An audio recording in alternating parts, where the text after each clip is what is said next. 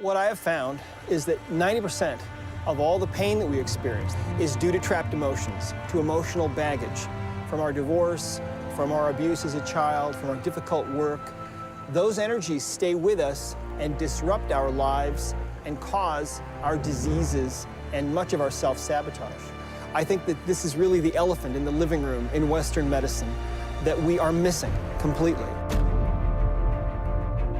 I am absolutely convinced that it is our trapped emotions and traumas and anxieties and unprocessed life experiences that we hold in our nervous system are the source of everything that ails us.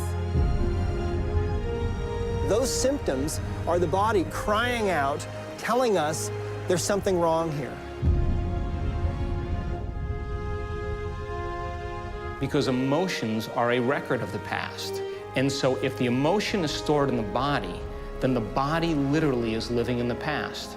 And the body, as the unconscious mind, believes it's in the same environmental conditions 24 hours a day, 7 days a week, 365 days a year. The body's literally living in the past. And as a result, our heart rate increases, our immune system suppresses, we become more anxious because we're not in our fullest potential in the moment. At the core of every symptom, stress, and disease are emotions and memories, traumatic perceptions that are buried in our subconscious mind.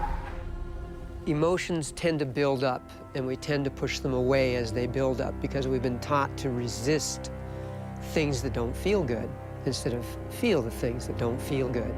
So many of the things that are pushed upon the masses create negative emotional molecules. Once they're formed, they're real, and you can't even get them out of the body unless you know how to.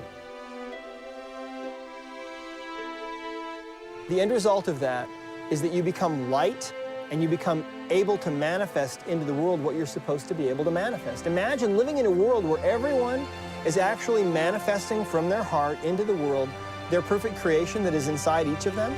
That's where we're going. What I've discovered is that 98% of the world's people are spending 98% of their time on things that don't matter.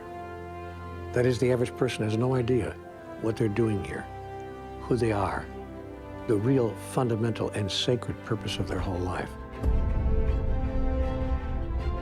And I will say this, if you have something inside your mind that's hurtful and painful, how long should you hold it? And I say as long as you'd like a little child to hold it. And we move from the selfish states that are driven by the hormones of stress to the selfless states where we really want to contribute or we really want to make a difference.